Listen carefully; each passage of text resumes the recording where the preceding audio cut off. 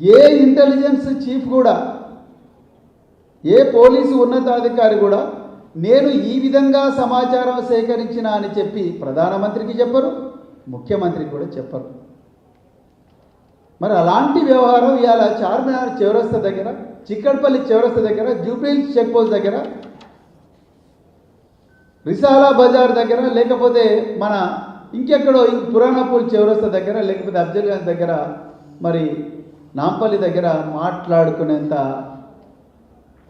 స్థాయికి రేవంత్ రెడ్డి గారు దిగజార్చిండ్రు. అందుకొరకు నేను అంటే నాకు భయం వేస్తుంది. ఒక తెలంగాణ బిడ్డగా, దేశ పౌరుడిగా ఇలాంటి వ్యక్తి చేతిలో హోంమంత్రిత్వ శాఖ ఉంది.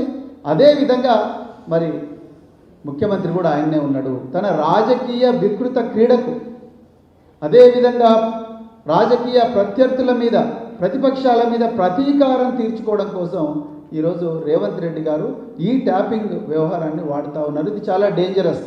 తెలంగాణ ప్రజలందరూ కూడా గమనించాలి.